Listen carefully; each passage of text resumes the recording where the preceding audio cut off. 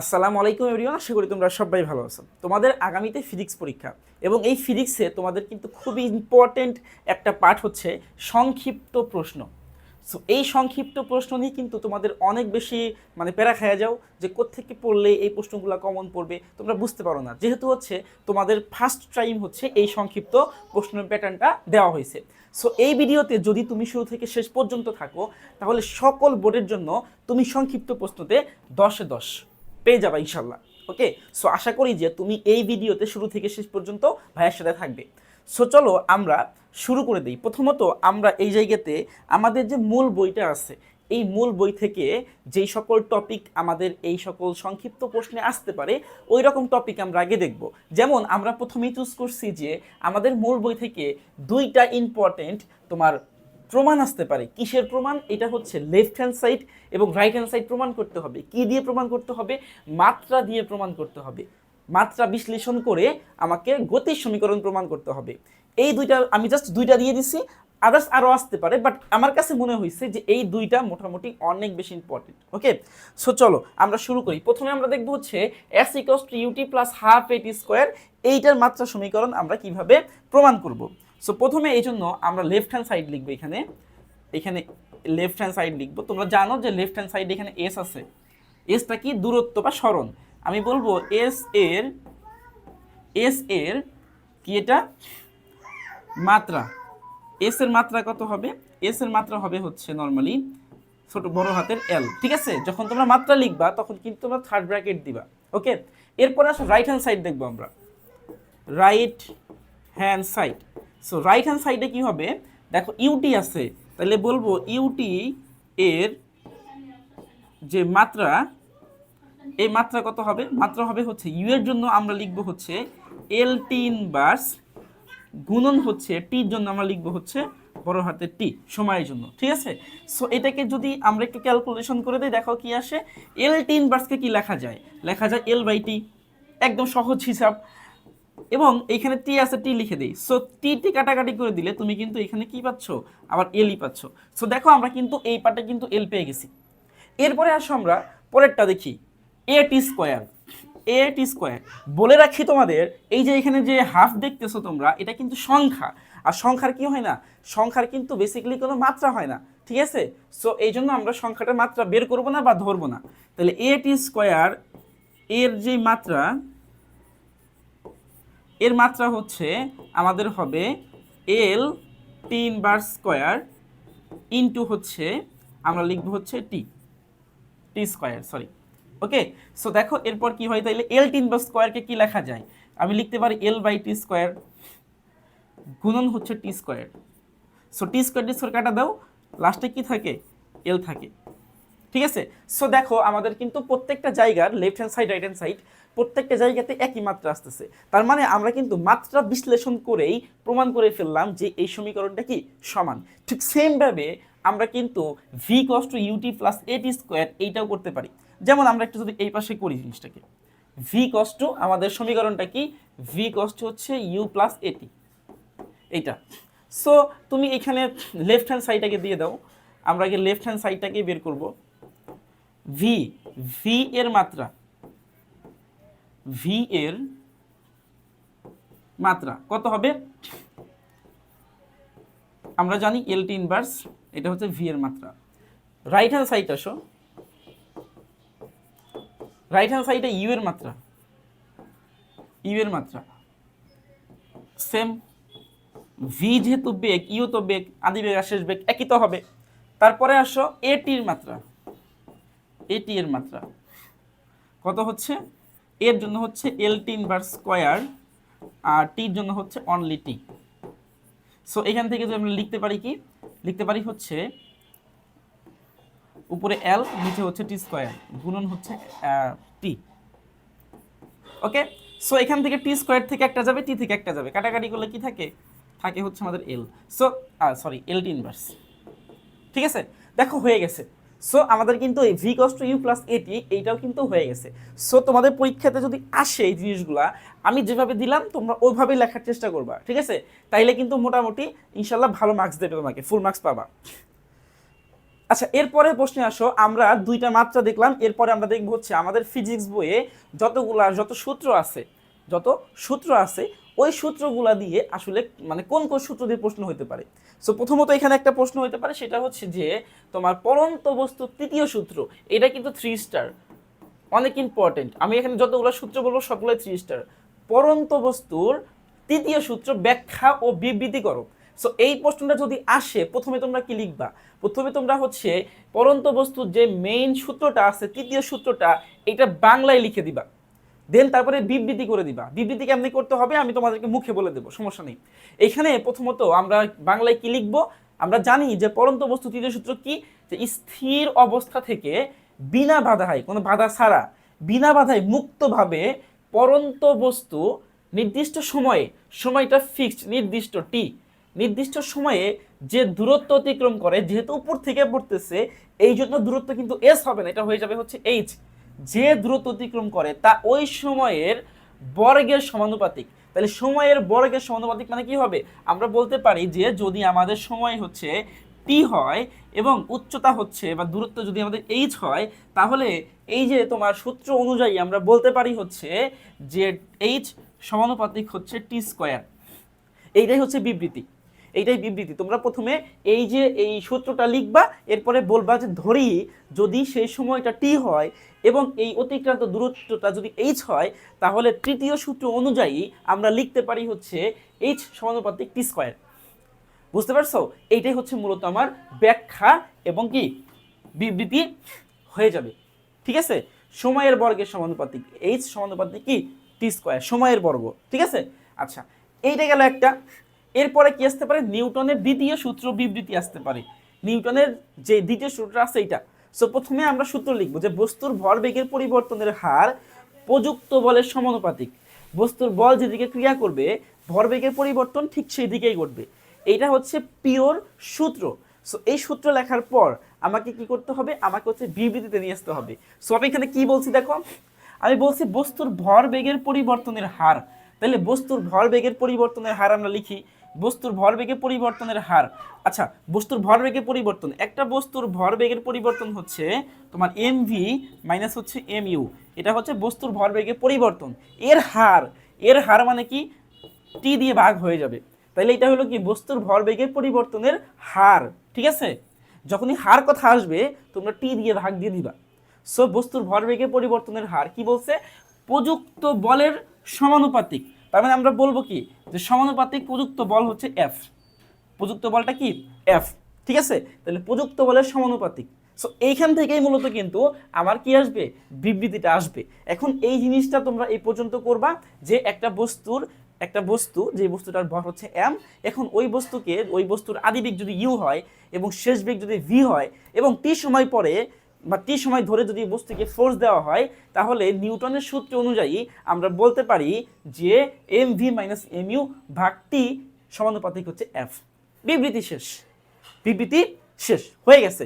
এখন আসো, যদি আমাদেরকে এই জায়গায় আরেকটা প্রশ্ন বলতে পারে যে এফ দেখাও, যে এফ ইকুয়ালস টু এম এ। এটা মনে হয় আমি তোমাদেরকে এখানে করাবো, দেখি তো এখানে আসছে কিনা। এটা না, এটা এখানে আসে নাই, আমি তো এখানে দেখাই দেব। আচ্ছা, এখান থেকে দেখায় দিই। দেখো, যদি তোমাকে এইটা দিয়ে দেয় তো এই পর্যন্তই শেষ, সমস্যা নেই। বাট যদি তোমাকে বলে যে প্রমাণ করো এফ ইকুয়ালস টু এম এ, এটাও কিন্তু খুব ইম্পর্টেন্ট একটা প্রশ্ন। তাহলে কিভাবে করব? এখান থেকেই করব আমরা। এখানে কি করব? আমরা এখানে একটা সমানুপাতিককে উঠায় দেব। এমটাকে কমন নিয়ে নাও, এমটাকে কমন নিয়ে নাও। তাহলে কি হচ্ছে? V minus you by T. সমানুপাতিক উঠায় এখানে কে দিয়ে দিবা। কের মান আমরা কত ধরি? কের মান ধরি হচ্ছে 1। কের মানকে আমরা 1 ধরি। সো এখানে করে দিবা আমরা কি, আমাদের এখানে এই V minus you by T, এটাকে কি লেখা যায়? এটাকে লেখা যায় হচ্ছে এ, ত্বরণ। তাহলে এম এ ইকুয়ালস টু হচ্ছে 1 ইন্টু এফ। কেন? কারণ আমরা জানি যে কের ভ্যালু সমান সমান হচ্ছে 1, যেহেতু কের ভ্যালু হচ্ছে 1। সো এখানে আমরা কি করব? আমরা হচ্ছে লিখব সুতরাং এফ ইকুয়ালস টু এম এ। ঠিক আছে, এই তো প্রমাণ কিন্তু আমাদের কি হয়ে গেছে, F equals to M A. So এই একটা এইখানে সূত্র, বাট এই জায়গাতে কিন্তু তোমাকে দুইটা প্রশ্ন হতে পারে। ঠিক আছে, যদি তোমাকে বলে যে বিবৃতি ব্যাখ্যা করো, তাহলে এই পর্যন্তই ডান। বাট তোমাকে যদি বলে যে এফ ইকুয়ালস টু এম এ প্রমাণ করো, তাহলে তোমাকে নিউটনের সূত্রটাও লিখতে হবে, এরপরে তোমাকে কিন্তু এই সমীকরণ ওয়াইজ কিন্তু আগাইতে হবে। আই থিঙ্ক ক্লিয়ার জিনিসটা। ওকে, আচ্ছা এরপরে আমরা পরের প্রশ্নে যাচ্ছি। আচ্ছা পরের প্রশ্নে কি বলছে? আচ্ছা পরের প্রশ্নে কি বলছে দেখো, এখানে বলছে যে আলোর প্রতিফলনের দুইটি সূত্র লেখো। আলোর প্রতিফলনের দুইটা সূত্র, তো আমরা জানি আলোর প্রতিফলনের সূত্রই দুইটা হয়, একটা প্রথম সূত্র একটা দ্বিতীয় সূত্র। সো প্রথম সূত্রটা কি? প্রথম সূত্র হচ্ছে যে আপতিত রশ্মি প্রতিফলিত রশ্মি আপতন বিন্দুতে অঙ্কিত অবিলম্ব একই সমতলে অবস্থান করে। অর্থাৎ যদি একটু ভালো করে বুঝাই তোমাদের, এগুলো মুখস্থ জিনিস না। আপতিত রশ্মি, ধরো যদি আমরা এখানে একটা তল চিন্তা করি, এটা একটা অবিলম্ব চিন্তা করি, তাহলে আপতিত রশ্মিটা কি করে? অবিলম্বের এই পয়েন্টে পড়ে আপতিত রশ্মি, আবার এই পয়েন্ট থেকে কি হয়ে যায়? একটা প্রতিফলিত রশ্মি বের হয়ে যায়, এবং এই পয়েন্টটাই কিন্তু আবার একটা লম্ব অঙ্কিত অবিলম্ব আঁকা হয়। তাইলে এই যে একটা পয়েন্ট বা তিনটা এখানে কি আসছে? রেখা আসছে, একটা আপতিত রশ্মি, একটা প্রতিফলিত রশ্মি, একটা হচ্ছে অবিলম্ব, সবগুলো একটা পয়েন্টের মধ্যে লিপিবদ্ধ, এবং এই একটা পয়েন্ট কি আছে? একটা সমান্তরালের উপরে আছে। এই জন্য আমরা বলছি যে আপতিত রশ্মি প্রতিফলিত রশ্মি এবং আপতন বিন্দুতে অঙ্কিত অবিলম্ব একই সমতলে অবস্থান করতেছে। ঠিক আছে, আচ্ছা এই হলো ব্যাপার, প্রথম সূত্র শেষ। এরপরে আসো দ্বিতীয় সূত্র লিখব, যে আপতন কোণ প্রতিফলন কোণ কি সমান, কার সাথে? অবিলম্বের সাথে। অবিলম্বের সাথে আপতন কোণ প্রতিফলন কোণ সমান, এটা হচ্ছে আই, এটা হচ্ছে আর। ঠিক আছে, এটা লিখতে হবে। সো এই দুইটা সূত্র বেসিক সূত্র একদম, ঠিক আছে, আসতে পারে, খুব ইম্পর্টেন্ট। এরপরে আসো আমরা বলবো কুলম্বের সূত্র। কুলম্বস ল বা কুলম্বের সূত্র স্থির তড়িৎ থেকে আসতে পারে। সো কি করবো এই জায়গাতে? আমরা জানি যে যদি দুইটা চার্জিত বস্তুকে যদি আমরা একটা নির্দিষ্ট দূরত্বে রাখি, তাহলে এই দুইটা চার্জিত বস্তুর মধ্যকার আকর্ষণ বিকর্ষণ বলের মান হবে এই দুইটা বস্তুর গুণফলের সমানুপাতিক, এবং এই দুইটা বস্তুর মধ্যে যে দূরত্বটা আছে, মধ্যবর্তী দূরত্ব, এই দূরত্বের ব্যস্তানুপাতিক। তার মানে আমরা এই জায়গায় বলতে পারি যে ধরো যদি আমরা দুইটা চার্জ এখানে নেই, একটা হচ্ছে আমাদের Q1 চার্জ, একটা হচ্ছে আমাদের Q2 চার্জ, তাইলে যদি আমরা এইগুলাকে একটা ডি দূরত্বে দিয়ে দেই, তাহলে এই দুইটা চার্জের মধ্যবর্তী দূরত্ব কত হচ্ছে? একটা হচ্ছে Q1 Q2 গুণফলের সমানুপাতিক। তার মানে আমরা এখানে বলতে পারবো যে F সমানুপাতিক Q1 ইন্টু Q2, এবং তাদের দূরত্বের বর্গের ব্যস্তানুপাতিক। 2 নাম্বার সমীকরণ, F সমানুপাতিক 1/d²। ঠিক আছে, দূরত্বের বর্গের ব্যস্তানুপাতিক, এই জন্য আমার কি আসছে? 1/d² আসছে। এটা কি 2 নং? তো 1 আর 2 তুমি যদি একটু ক্যালকুলেশন করো, 1 আর 2 হতে পাই, 1 2 হতে পাই, কি পাবো আমরা এখানে? আমরা পাবো হচ্ছে F ইকুয়ালস টু সমানুপাতিককে উঠাই দিব একবারে, উপরে থাকবে হচ্ছে Q1, নিচে থাকবে হচ্ছে d²। ঠিক আছে, সো F এখানে একটা কে আসবে, এখানে একটা কি আসবে? কে আসবে। কে কি? কে হচ্ছে সমানুপাতিক ধ্রুবক। সো এই জিনিসটাই হচ্ছে আমাকে কি করতে হবে? জাস্ট একটু ব্যাখ্যা দিতে হবে। এখন তোমাকে কিন্তু এখানে প্রশ্নটা এইভাবেও আসতে পারে যে তোমার কুলম্বের সূত্র বিবৃতি ব্যাখ্যা করো, অথবা তোমাকে বলতে পারে যে প্রমাণ করো কুলম্বের দ্বিতীয় সূত্র থেকে F equals to K Q1/Q2 d²। ঠিক আছে, এর মানটা তোমরা মনে রাখবা, এর মানটা হচ্ছে 9 × 10⁹। ঠিক আছে, এটা মনে রাখবা আর কি। আর একক মাত্রা এগুলো একটু তোমরা জানো, আমি কিন্তু আগে অনেক ক্লাস করাইছি তোমাদের কিভাবে একক বের করতে হয়, কিভাবে মাত্রা বের করতে হয়। ঠিক আছে, আই থিঙ্ক তোমাদের এটা ক্লিয়ার। আচ্ছা, এইগুলো মোটামুটি 4টা ইম্পর্টেন্ট সূত্র তোমাদের দেখাইলাম আর কি। এরপরে আসো, আচ্ছা এখন আমরা মূলত তোমাদের ফিজিক্স বই থেকে যেই সমীকরণগুলো আছে বা সম্পর্ক যেগুলো আছে প্রমাণ চাই তোমাদের, সেরকম সম্পর্কগুলো আমরা দেখব। এখানে বেসিক্যালি আমি তোমাদেরকে হচ্ছে 3টা 6টা 7টা অনলি 7টা সম্পর্ক দেখাইছি, যেই সম্পর্ক কিন্তু মোটামুটি তোমাদের জন্য বেশি ইম্পর্টেন্ট। ওকে, সো চলো আমরা শুরু করি। প্রথমে আমরা দেখব হচ্ছে তোমাদের মূল বইয়ের মধ্যে ওয়েভ চ্যাপ্টারের মধ্যে V equals two F lambda এরকম একটা সমীকরণের একটা সম্পর্ক প্রতিপাদন আছে। সো এইটা কিন্তু অনেক ইম্পর্টেন্ট তোমাদের জন্য। সো আমি একটু দেখাই যে এটা তোমরা কিভাবে করবা। প্রথমত আমাদেরকে এখানে কথা বলতে হবে হচ্ছে ল্যামডা নিয়ে। আচ্ছা ল্যামডা কি? তরঙ্গ দৈর্ঘ্য। তরঙ্গ দৈর্ঘ্য সংজ্ঞাটা কি?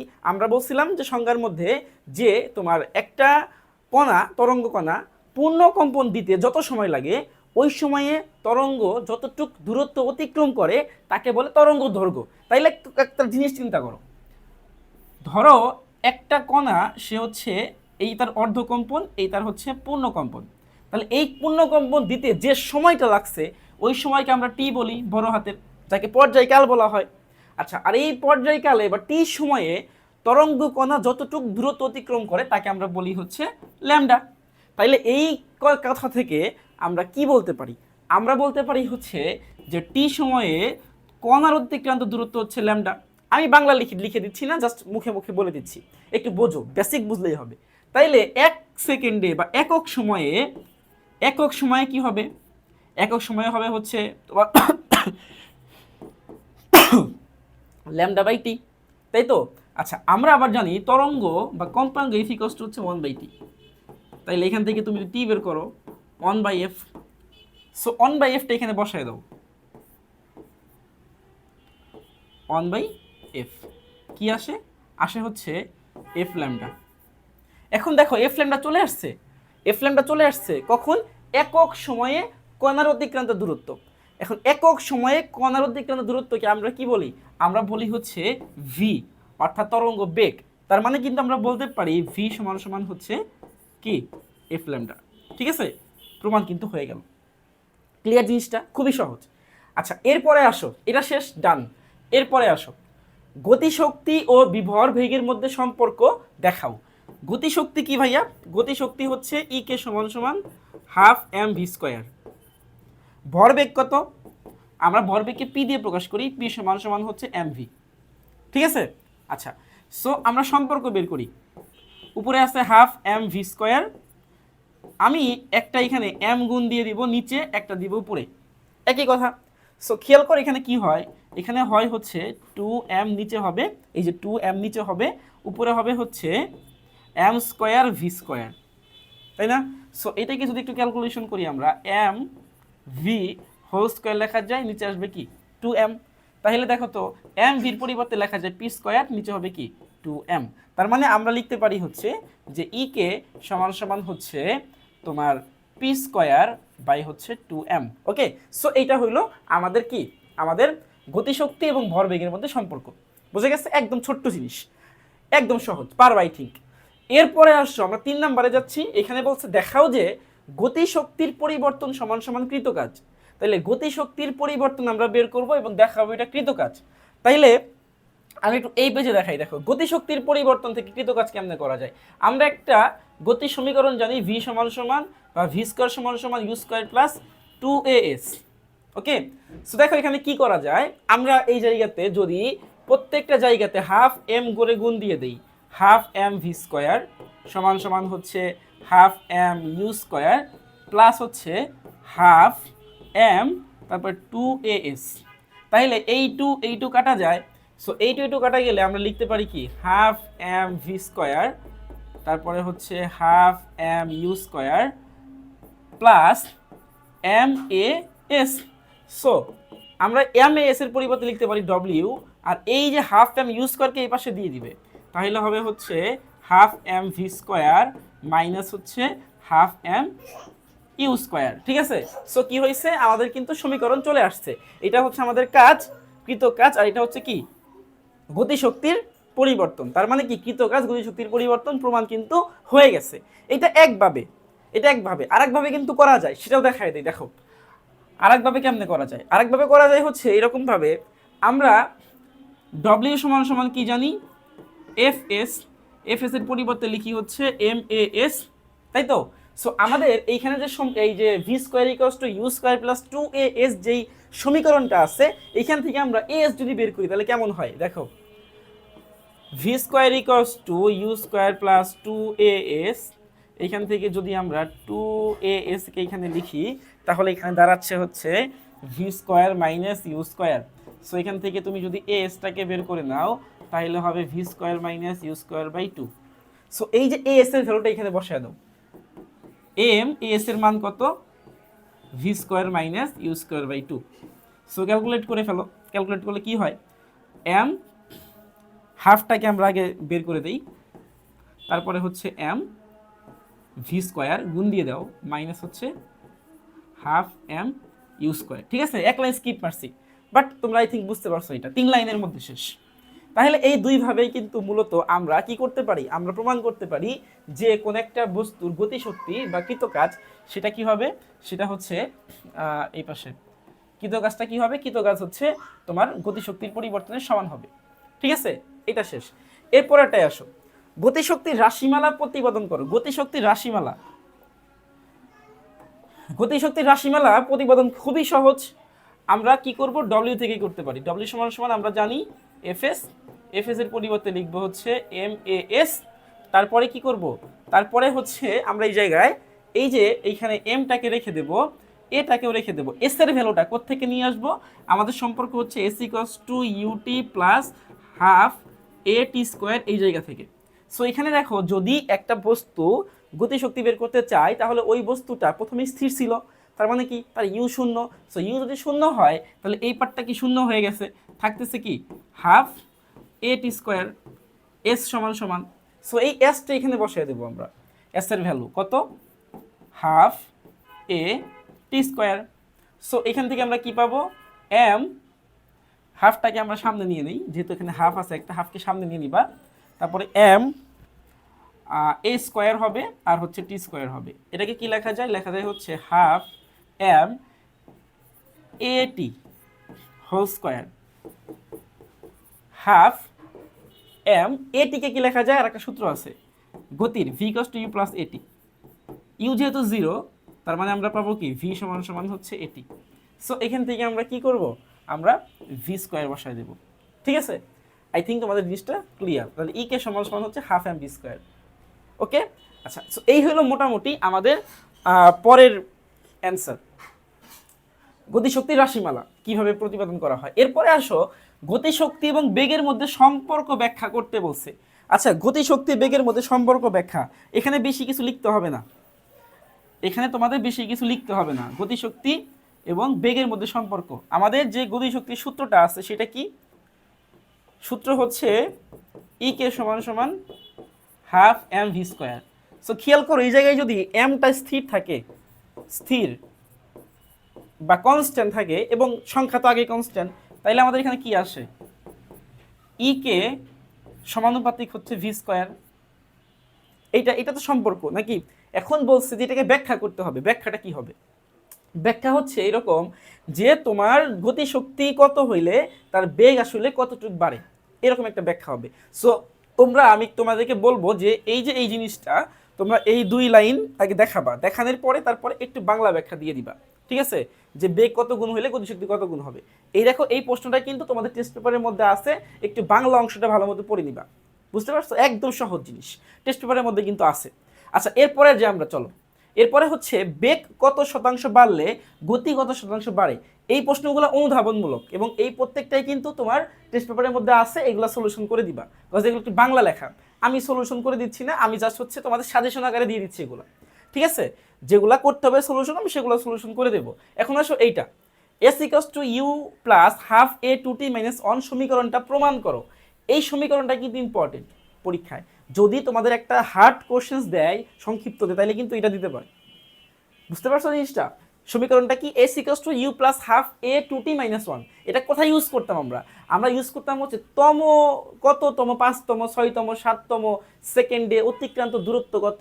সো তম সেকেন্ড, তম সময়ে অতিক্রান্ত দূরত্ব বের করতে আমরা এই সূত্র কি করতাম, ব্যবহার করতাম। ঠিক আছে, সো চলো আমরা এটার ক্যালকুলেশনটা একটু দেখে নিই, এটা ক্যালকুলেশনটা আমরা একটু দেখে নিই। আমাদের সূত্র প্রমাণ করতে হবে কি, প্রমাণ করতে হবে হচ্ছে s equals to you plus কি বলে এটাকে, হাফ এ, তারপরে টু টি মাইনাস ওয়ান, তাই না। সো প্রথমে আমরা এখানে এস টি বের করব, যে টি সময় একটা বস্তুর টি সময় অতিক্রান্ত দূরত্ব কত, এটা বের করব। তাহলে কি হবে, এখানে হবে u plus u t plus half a t square. ঠিক আছে, তারপর আবার আমরা কি করব, টি মাইনাস ওয়ান সময়ে অতিক্রান্ত দূরত্ব বের করব। তাহলে ইউটি তো হবে না, এখানে হবে হচ্ছে টি minus one plus half a T minus one whole square. ঠিক আছে, এখন এই দুইটাকে কি করব, এস বের করব, তম সেকেন্ডের হিসাব যেটা আর কি। তারপরে আমরা এইটা থেকে এটাকে বিয়োগ দিয়ে দেব, তার মানে এস টি মাইনাস হচ্ছে কি হবে, এস টি মাইনাস ওয়ান, বিয়োগ দিয়ে দাও, মান বসায় দাও। এস টির মান কত, UT plus half a t square, minus থাকবে এখানে কি হবে, এটার মান বসায় দাও, এটা হচ্ছে আমাদের U T minus one plus half, এখানে একটা থার্ড ব্র্যাকেট সেকেন্ড ব্র্যাকেট দিয়ে দিবে তোমরা, ঠিক আছে, এ টি মাইনাস ওয়ান হোল স্কোয়ার। দেখো খুবই সহজ, জাস্ট মানগুলোকে বসানো হয়েছে, এখনো ক্যালকুলেশন করি নাই, এখানে ক্যালকুলেশন করে দিই। দেখো এখন আমরা এইটা যা আসছে তাই থাকবে, এটা কোনো সমস্যা নেই, আমরা এখানে লিখে দেব UT plus half a t square, যা আছে থাক, সমস্যা নেই, মাইনাসটাও থাকবে, এটাও সমস্যা নেই। ইউকে টি দিয়ে গুণ দিলে কি হয়, মাইনাস ইউটি, এই মাইনাস দিয়ে এটাকে আমি পরে করতেছি, এটা দিয়ে এটাকে গুণ দাও, u t minus u, minus u, ঠিক আছে, ওয়ানকে গুণ দিলে মাইনাস ইউ গেল, এটা প্লাস হাফ এ থাকবে। দেখো এখানে কি আছে, টি মাইনাস ওয়ান হোল স্কোয়ার, এ মাইনাস বি হোল স্কোয়ার, কি হবে, এ square minus two A B plus B square, তার মানে আমরা এখানে সূত্র লিখবো এ স্কোয়ার মানে টি স্কোয়ার মাইনাস টু টি প্লাস ওয়ান, ঠিক আছে। আচ্ছা এই হলো মোটামুটি আমাদের হয়ে গেছে। এরপরে আসো, u t plus half a t square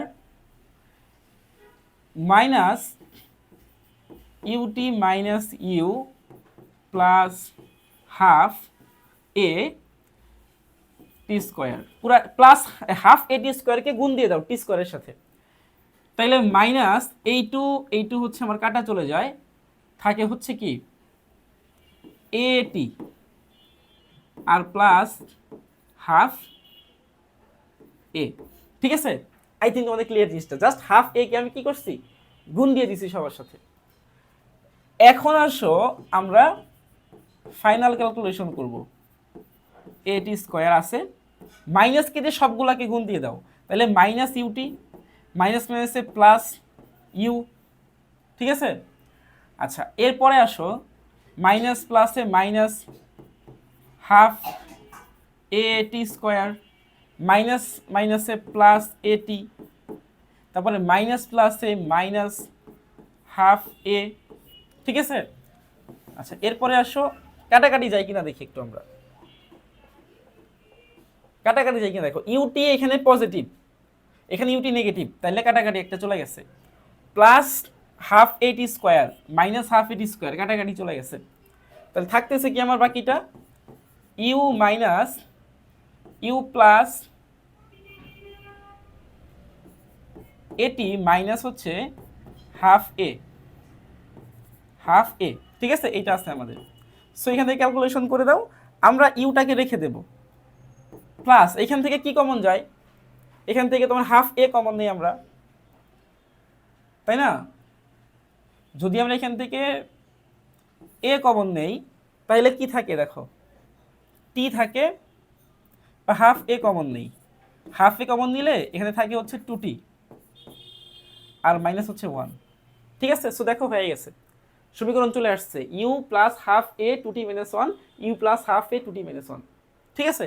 I think clear, এটা হচ্ছে আমাদের কি প্রুফ, প্রমাণ, ওকে। আচ্ছা শেষ, এরপরে আসো আমরা পরের প্রশ্নে যাচ্ছি।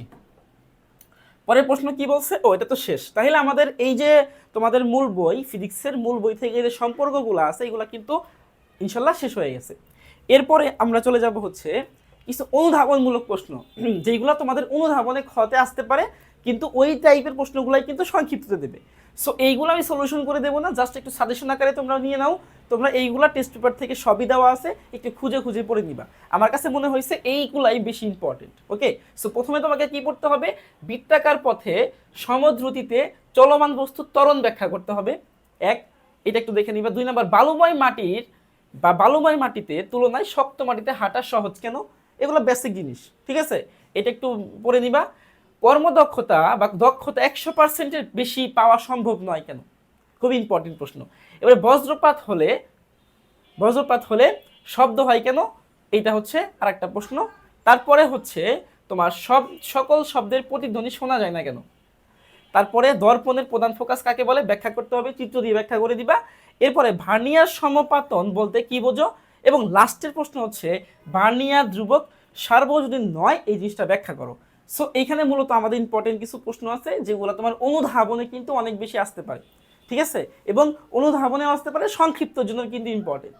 এরপরে আমরা আরও কিছু ইম্পর্টেন্ট দেখি সংক্ষিপ্তর জন্য। তার মধ্যে একটা হচ্ছে দুইটি সমধর্মী চার্জের জন্য বলরেখা অঙ্কন করে দেখাবা।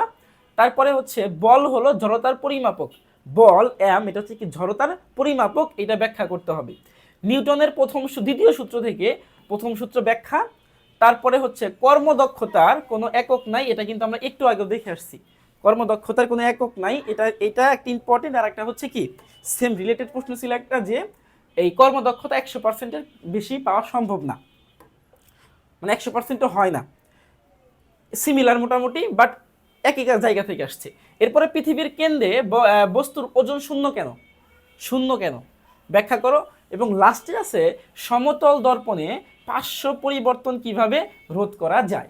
সো এই যে আমি তোমাদেরকে যে ইয়াগুলো দিলাম, সংক্ষিপ্ত প্রশ্ন সাজেশনগুলো দিলাম, সবগুলো প্রশ্ন কিন্তু টেস্ট পেপারের মধ্যে আছে, ঠিক আছে। সো একটু খুঁজে খুঁজে বের করে নিবা। আর যেগুলো সলিউশন করার দরকার ছিল মনে হয়েছে আমি কিন্তু সলিউশন করে দিছি। সো আশা করি এই ক্লাসটা খুবই ইফেক্টিভ হয়েছে তোমাদের জন্য, এবং যদি তুমি এই ক্লাসটা ভালোভাবে শেষ করে এই পড়াগুলো কমপ্লিট করতে পারো, তাহলে কিন্তু অবশ্যই আশা করি তুমি যে বোর্ডেরই হও তুমি কিন্তু সংক্ষিপ্ত প্রশ্নটা আটকাইতে পারবে না। যদি ক্লাসের কোনো জায়গায় তোমার বুঝতে সমস্যা হয়, ইনবক্স করতে পারো আমাকে হোয়াটসঅ্যাপে, আমাকে কমেন্ট করতে পারো ভিডিওর কমেন্টে। সো আমি রিপ্লাই দেবো ইনশাল্লাহ। তো দেখা হবে আবার পরবর্তী ক্লাসে ইনশাল্লাহ। সবাই ভালো থাকবে। আসসালামু আলাইকুম।